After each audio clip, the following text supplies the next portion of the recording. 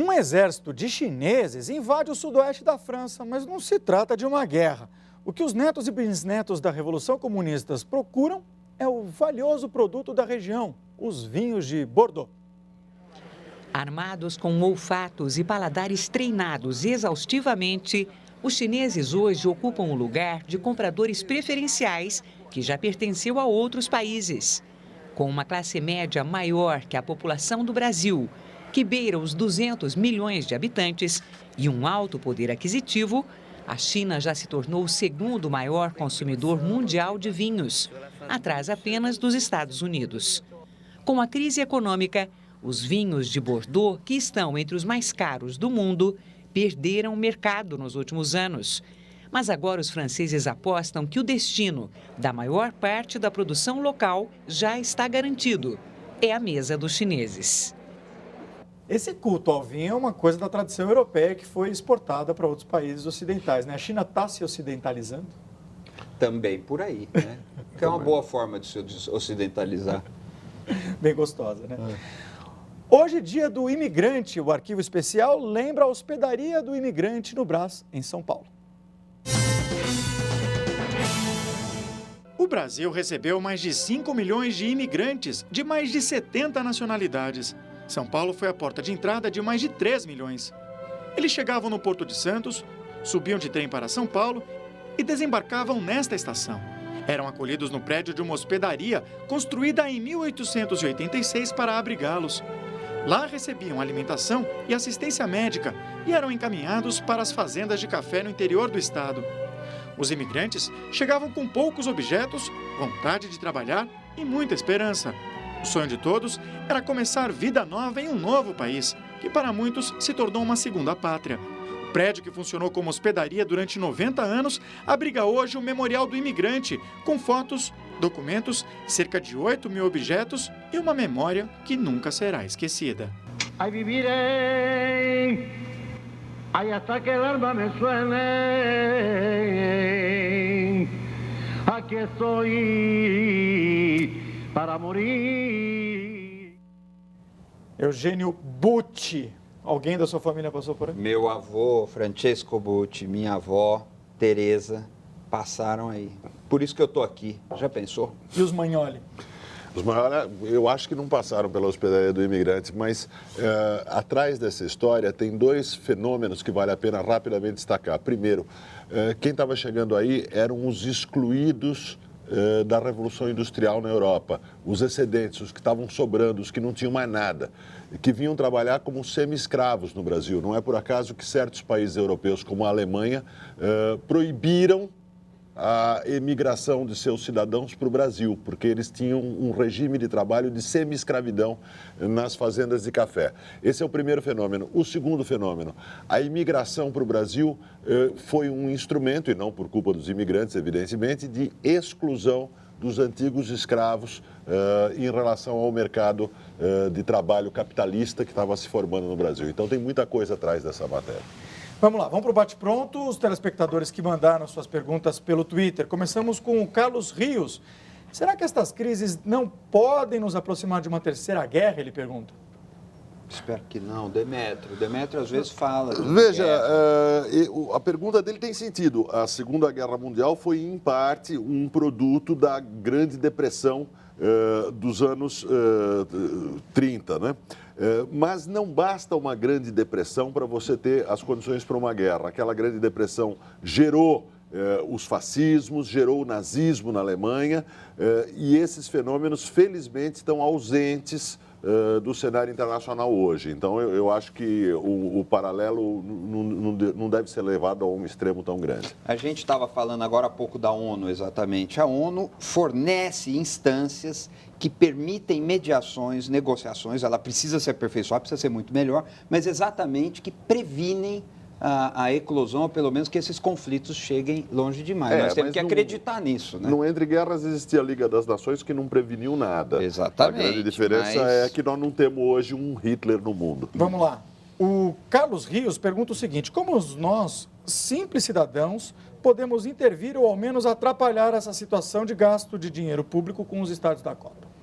Bom, eu acho que fazendo pressão sobre os governantes e principalmente sobre deputados e senadores.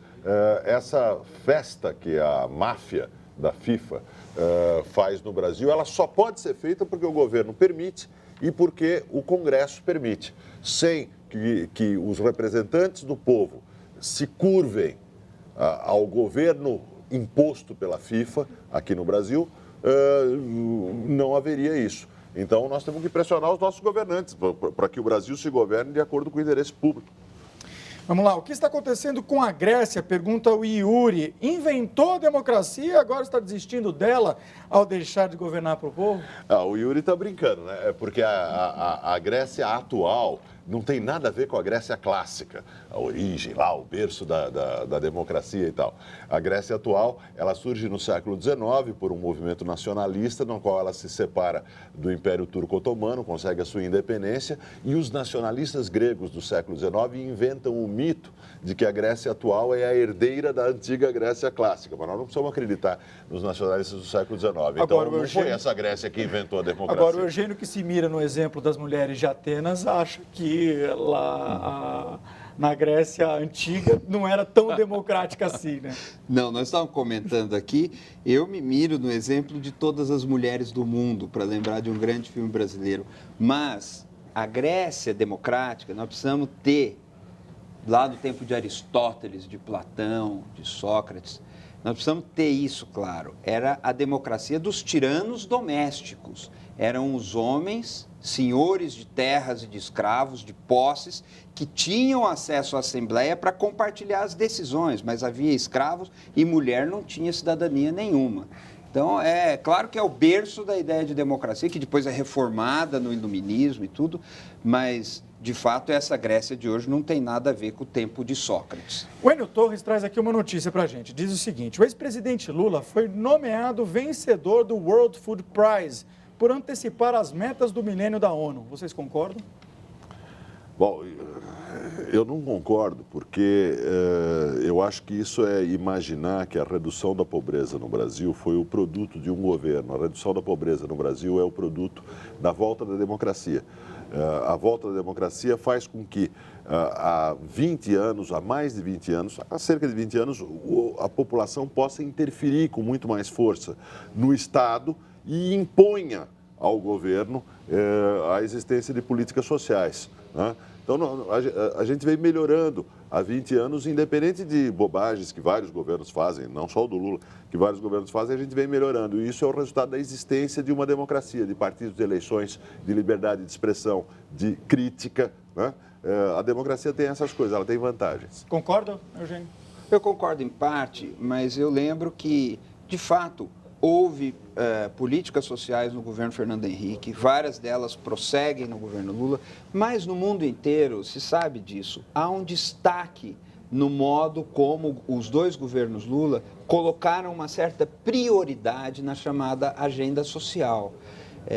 Como consequência, assim, de esforços iniciados no governo Fernando Henrique, isso é inegável, é muito bom termos claros. E antes do governo Fernando Henrique? E antes. Mesmo Itamar Franco é um presidente até mesmo mais no governo importante. Sarney nós começamos a ter políticas sociais. Mas aí eu acho que eu mais goste difícil. do Sarney, aí eu acho, isso é o registro histórico. Tudo bem, fiquemos corrigidos, mas eu acho muito difícil pensar. No tempo do Sarney, a gente tinha aquela piada, tudo pelo social, que era todo mundo entrando no elevador social, que naquele tempo ainda existia, com outras características. Mas o fato é que o mundo inteiro reconhece que houve um reforço na prioridade das questões sociais, principalmente no governo Lula. Não, mas isso não é houve importante. Reforço na educação, não houve reforço na saúde, não houve reforço em direitos universais, que continuam muito atrasados no Brasil. Os índices brasileiros de educação e a situação da saúde pública continuam extremamente atrasados. O que esses governos fizeram, quando eu digo esses, eu não digo apenas os do Lula, mas também do Fernando Henrique,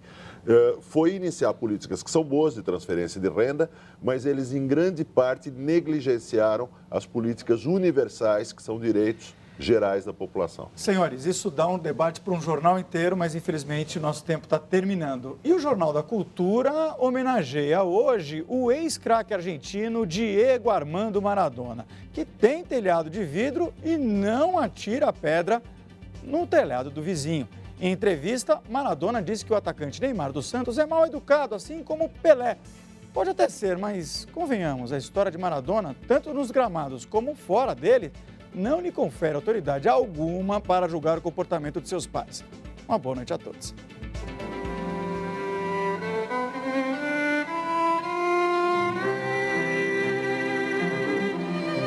¿Por qué no te callas?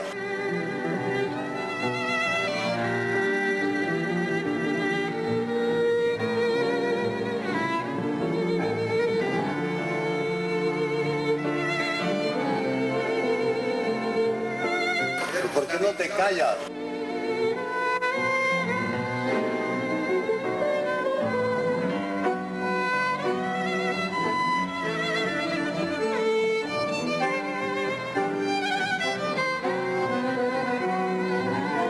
¿Por qué no te callas?